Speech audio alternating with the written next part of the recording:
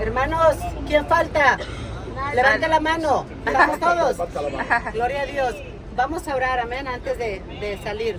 Padre, en esta mañana, Señor, una vez más, bendito Dios, te damos gracias, Señor, por todo lo bueno que tú has sido, Señor, con nosotros. Te damos gracias por este privilegio, mi Señor, que tú nos has dado de poder estar aquí en este lugar. Señor, te pedimos que así como tú nos has llevado, Señor, a cada lugar, mi Dios, en este día, nos ponemos en tus manos y sabemos que tú, mi Dios, vas a seguir hablando y obrando en nuestras vidas, en nuestros corazones. Nos ponemos en tus manos. Oramos para que pongas una cobertura especial en nuestras vidas, Dios. En el nombre de Jesús te damos gracias y todo tu pueblo decimos amén. Amén. Gloria a Dios. Este es el día que hizo Jehová, nos gozaremos día de alegría y de gozo, Este es el día que hizo el Señor, día de alegría y de gozo. Este es el día que hizo el Señor.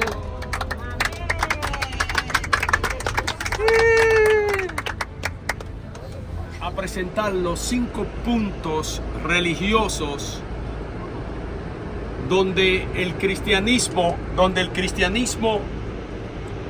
empieza a desarrollar sus puntos teológicos. La Meca, que está en Arabia Saudita, y tenemos Jerusalén, donde está la Mequita de Omar, que son centros importantes para el islamismo. Hay otros más. En el cristianismo encontramos 5 puntos. Jerusalén, Istambul, que era antes Constantinopla, Alejandría, Roma y Antioquía. Estos 5 puntos. El punto de Antioquía quedaba más cerca de Jerusalén. Por lo tanto, la interpretación de las escrituras y la interpretación de la conexión en cuanto a Jesucristo era más histórica que filosófica. Era más histórica porque desde el año 35 después de Jesucristo a la resurrección de Cristo, y comienza la persecución del cristianismo en Jerusalén, se mudan a Antioquía de Prisida, que allí se llamó por primera vez cristianos a los seguidores de Jesucristo. Cuando esto sucede, que el evangelio se desarrolla en Asia Menor, en este caso lo que hoy día es Turquía, Iconio, encontramos a Constantinopla, hoy Istambul, encontramos a Galacia, encontramos a Éfeso. Estas ciudades están hoy día en Turquía. Luego se sigue extendiendo el desarrollo en África del Norte, que es Alejandría, que es donde vamos a ir. Tenemos a Jerusalén, que fue el origen, y tenemos a Roma como la fuente principal en Europa del cristianismo y el desarrollo del cristianismo. En Alejandría se interpretaba las escrituras al ideal platónico. Platónico usaba el término verdades externas. En Alejandría surgió un filósofo llamado Filón. Filón era judío, expertos en las lenguas, el conocimiento del Talmud y de todos los ideales que tenía que ver con la religión judía, porque él era judío, pero también tenía influencia de cristianismo, y en esa mezcla empiezan a mezclar la idea del pensamiento cristiano a una idea mayormente platónica. También otra influencia allí fue la influencia de los epicúreos que habla el libro de los Hechos, y de otro grupo que fue el fundador Simón de Sitio, los estoicos, que habla el libro de los Hechos. Cuando nosotros encontramos que Pablo llega a Atenas y ve un escrito que dice al Dios no conocido, entonces a ese Dios no conocido Pablo le pone un nombre y dice, ese Dios se llama Jesús. Y ahí es que presenta en Atenas a Jesucristo, y después de Atenas se muda a Corintio, donde dura aproximadamente 18 meses. De Corintio él parte entonces a Éfeso. Él posteriormente deja a su hijo Timoteo en aquel lugar. Ahora, ¿qué tiene que ver entonces, por qué es importante para nosotros el caso de Alejandría? Alejandría tenía la librería más poderosa de la época. Escúcheme bien, la librería más poderosa de la época, los escritores más avanzados, filosóficos, religiosos, pensadores, no solamente eran filosofía greca, sino filosofía de toda parte. La religión persa, también que escribieron, los sabios egipcios que escribieron. Entonces era una biblioteca con mucho conocimiento, con mucho avance. Por lo tanto, había demasiados intelectuales en Alejandría, demasiada gente con conocimiento. Ahora tenemos que ver qué pasa con el cristianismo y por qué estos 5 puntos religiosos, porque cada uno de esos puntos le da un matiz de interpretación al cristianismo de acuerdo a dónde viene. Si la persona está en Jerusalén, tiene un concepto del cristianismo no tan filosófico como el que está en Alejandría. Entonces ahí tú ves diversidad de pensamiento hoy día a diferentes iglesias y diferentes ideales, unos más conservadores, otros más liberales. ¿Por qué tenemos iglesias evangélicas que ordenan homosexuales? ¿Por qué? Bueno, en Antioquía nunca iban a encontrar algo así, pero en Roma o en Alejandría era más fácil que ese pensamiento sea más influyente. Por eso encontramos los padres de la iglesia del occidente y los padres de la iglesia del oriente. Encontramos que la iglesia del oriente era más conservadora. Todo lo que tiene que ver con Turquía, todo lo que tiene que ver con Antioquía, todo lo que tiene que ver con todos esos pueblos hasta Jerusalén. La iglesia del occidente, que tiene que ver con Roma, Europa y el norte de África, eran más liberales. Por eso el pensamiento escritural era más lácito, más débil. Eran como las 2 escuelas que existían en el judaísmo. Estaba el Shammai, una de las escuelas. Entonces, estas escuelas en el judaísmo una era lácita y la otra era más débil. Una exigía más concentrarse más a la religión y al pensamiento que otra. Ahora encontramos otro factor. Cuando comienzan los monjes a irse al desierto, encontramos por ejemplo a Néstor, que Néstor fue el obispo de Turquía, en Turquía, el obispo de Constantinopla, era como el papa, que no usan el término papa sino patriarca, era el patriarca, y fue dispuesto cuando él presenta que Jesucristo tenía 2 naturalezas separadas, la naturaleza de Dios y la naturaleza humana. Entonces a él en el 430 lo declararon hereje y se mudó a Egipto al desierto, porque el primer ermitaño fue San Antonio, que se retiró a tener una vida monástica, una vida separada, una vida en comunión con Dios, por la contaminación que veía y la corrupción de los sacerdotes, de los cristianos en los pueblos. Todos los grupos religiosos son así. Por ejemplo, en el islamismo está el chiita y el otro grupo es el sunita. Hay unos que son más conservadores y otros menos. En las iglesias cristianas también tenemos la misma situación. Hay gente que son más liberales, hay gente que son más corruptos y hay gente que son más entregados a la pasión religiosa en su vida práctica. Y por eso es importante entender que cuando nosotros entendemos cómo era que se vivía en esos 5 puntos religiosos del cristianismo, son ideas diferentes, conceptos diferentes, posiciones diferentes, y podemos encontrar un cristiano que te dice a ti, tener 5 mujeres no es problema, y tú dices, pero este es cristiano. Entonces tú tienes que preguntarle, oh, ¿tú eres cristiano? Sí, pero es que él viene de 5, hay 5 escuelas diferentes. Hay otros que no pueden ver mujer, no solamente tocarla, verla. Se retiran. Cuando nosotros fuimos al monasterio, me dijo el guía, que yo estuve hablando con él, me dijo que hay 26 monjes ahí adentro. Ninguno de ustedes lo vio. Y yo le pregunté, ¿y ellos salen? Me dice, ellos salen solamente al campo donde tienen la legumbre sembrada cuando no hay gente, porque ellos no pueden ver mujer. ¿Cuántos vieron alguna mujer sirviendo ahí? ¿Cuántos vieron una mujer en ese monasterio? Ustedes nada más.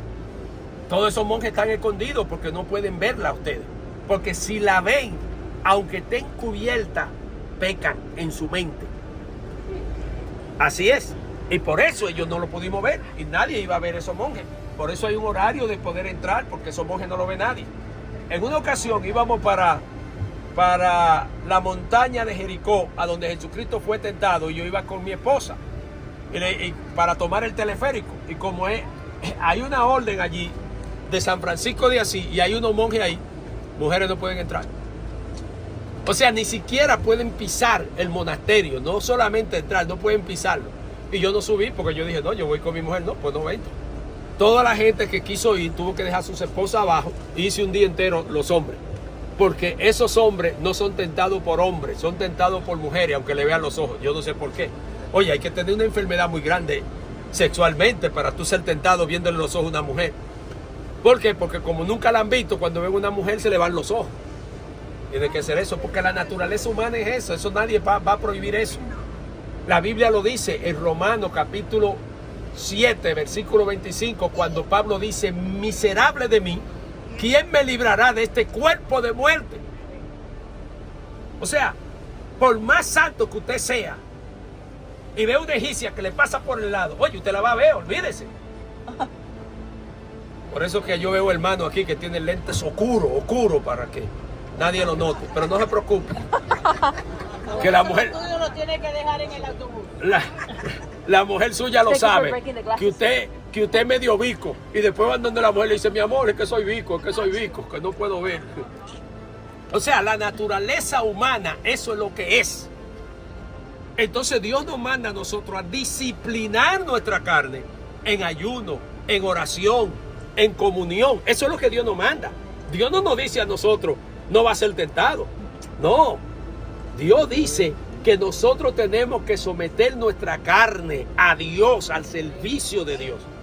Entonces es importante que se conozcan estos puntos del cristianismo. Usted ya fue a Jerusalén, fue a uno. Usted va a venir a Alejandría, va a tener 2. Va a tener 2. Yo he ido a los 5. Y es importante entender por qué cuando usted habla con algún cristiano, forma una iglesia, y por qué hay iglesias diferentes, que la gente se pregunta, ¿y por qué esta iglesia es diferente? ¿Y por qué aquella es diferente? Entonces, lo que más se acercan al campo de conservación son los que vienen de Jerusalén y Antioquía y un poquito hasta Constantinopla. Pero los que se acercan a Roma, miren lo que está haciendo el Papa. El Papa Francisco es el Papa más corrupto que ha existido en la historia del papado abiertamente. Estoy diciendo abiertamente porque puede ser que hubo otro más corrupto que el Papa a escondida, cuando me están entendiendo. Estoy hablando abiertamente. Él va cambiando y sigue cambiando. Y yo le voy a decir, si el Papa Dios le da 10 años de vida, la Iglesia Católica va a aceptar la homosexualidad. La Iglesia Católica va a aceptar el aborto. La Iglesia Católica va a aceptar la pedofilia. La Iglesia Católica va a aceptar todo lo que la Iglesia Católica ha estado en contra desde su principio con el Papa Francisco. Usted diría, pastor, no hable así. Es que estamos viendo la trayectoria como el Papa Francisco va llevando la Iglesia Católica. Y le voy a decir que los católicos son aliados a nosotros en cuanto a la moral, aunque ellos no lo practiquen. Es igual que los evangélicos. Nosotros los evangélicos estamos en contra del adulterio. Pero hay evangélicos que no están adulterando, muchísimo. Pero en papel no estamos de acuerdo con el adulterio. La Iglesia Católica no está de acuerdo con el aborto. No está de acuerdo con la práctica homosexual. Pero ya cuando el Papa dice que va a bendecir los homosexuales, ¿cómo tú vas a bendecir algo que es pecador? ¿Cómo tú le vas a dar la bendición a algo que tú sabes que es mal? Eso está pasando con la Iglesia Católica. ¿Pero por qué? Porque ya se está yendo a la liberalidad, como pasó en el 1527. En el 1527 se formó el Concilio de Trento. Y el Concilio de Trento fue para discutir la teología de la Iglesia Católica Romana y la teología de los reformadores.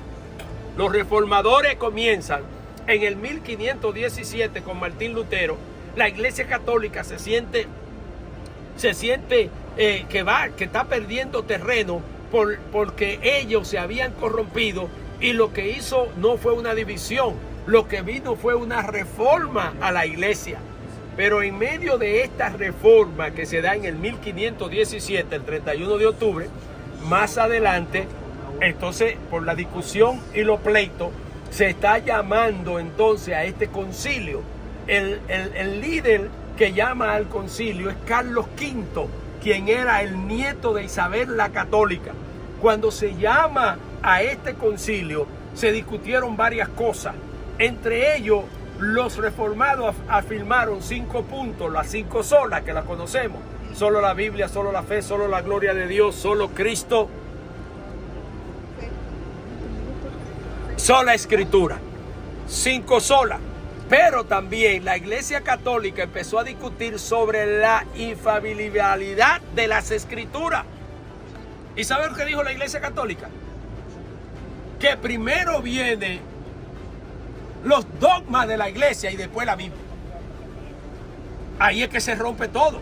Por eso la Iglesia Católica no te acepta la Biblia. La Iglesia Católica, si la Biblia dice no adoren a los santos, ¿por qué la Iglesia Católica adora a los santos? Si la misma Biblia católica dice que no.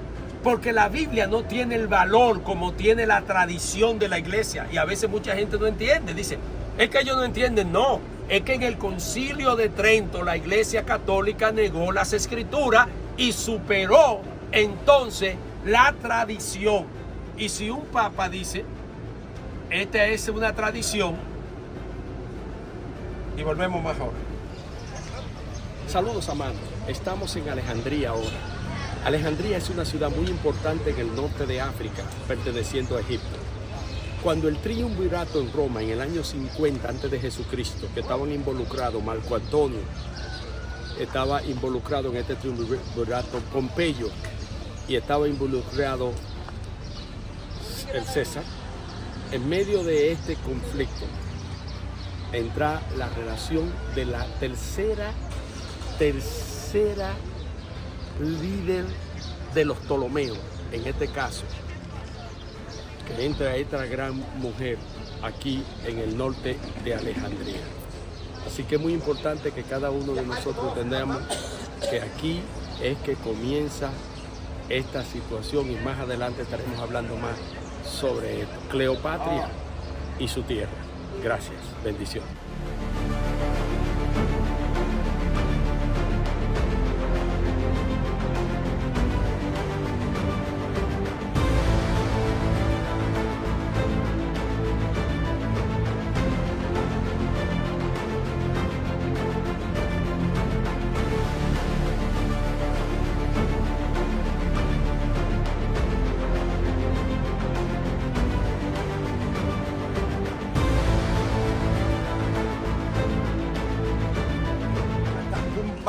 De Alejandría, como una tumba tallada en la roca bajo tierra. como las catacumbas más o menos de Roma. Lo que tenemos fuera aquí no es el lugar original. Fueron trasladados de otras. Hay muchas ruinas en Alejandría. No hablo guardarlo aquí como un museo a cielo abierto. Se ve en un edificio la concha. Al encontrar la concha es de la época romana, 100%, porque la concha era desconocida antes de los romanos. Unos sarcófagos de piedra, granito, arenisca, etc. Algunos tienen dibujos romanos. Si acercar, pueden encontrar la influencia romana.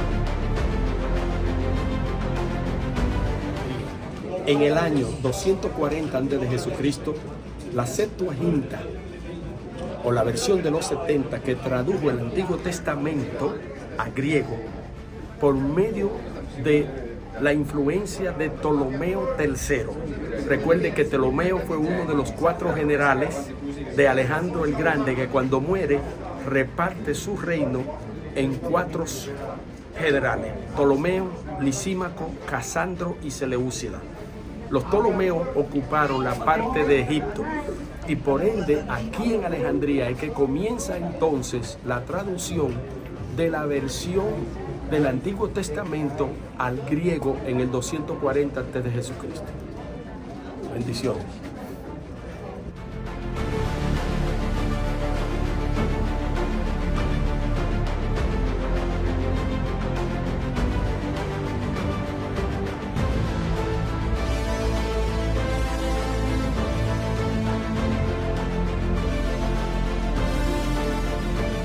Estamos en Alejandría, en una catacumba que data del siglo II antes de Jesucristo. Esta es una cueva y pueden ver alrededor aquí las tumbas donde estaban los nichos, donde tenían las personas sepultadas.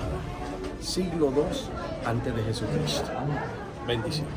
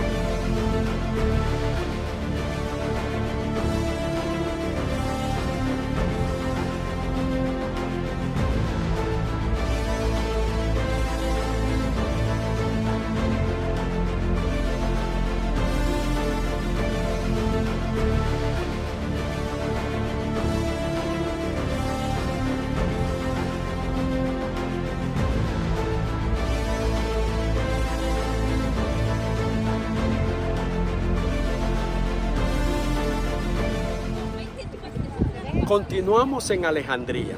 En primer lugar, tenemos que entender que Marcos, el evangelista, fue quien trajo el evangelio a Egipto y entró por Alejandría. Luego encontramos otros que fueron influyentes. Por ejemplo, tenemos a Corrijo, que comienza en el año 193. Tertuliano fue uno de los promotores de la Trinidad con los mejores argumentos presentados en el tema. Luego en el 215 al 216 encontramos a Clemente de Alejandría, otro de los padres de la iglesia. Pero también encontramos un hombre muy importante, quien fue el patriarca, que es el mismo nivel que tienen los papas aquí en Alejandría. Su nombre es Atanasio. Atanasio fue el hombre que llevó la discusión del año 325 en el Concilio de Nicea, allá en Turquía. Es importante notar que estos grandes hombres que influyeron aquí en Alejandría, teólogos que marcaron hasta el día de hoy la firmeza de las Escrituras con sus enseñanzas y con sus instrucciones. También no podemos dejar de lado a Filón, quien era judío, que conocía bien las Escrituras hebreas, también conocía el latín y el griego, que fue uno de los hombres también que influyó dentro del marco del desarrollo del cristianismo aquí, en este lugar tan precioso, Alejandría. Estamos en la costa de Alejandría. Bendiciones y Dios le bendiga.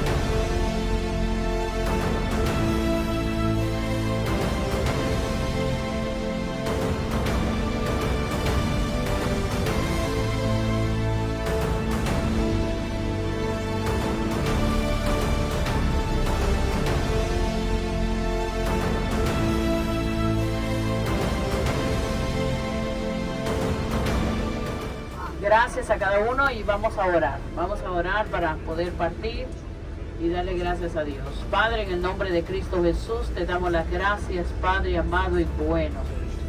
Gracias, gracias, gracias, mi buen Dios, porque solamente tú nos has permitido, Señor, haber llegado, Señor, a esta tierra santa, Dios mío, tu tierra Israel, Señor. Haber pisado Jordania, haber pisado Egipto, Dios mío. Padre, te damos las gracias, gracias, porque todo salió bajo tu voluntad y tus propósitos con cada uno de nosotros. Yo sé, Señor, que cada uno nos llevamos una experiencia en nuestro corazón, Dios mío. Padre, gracias te damos, Señor.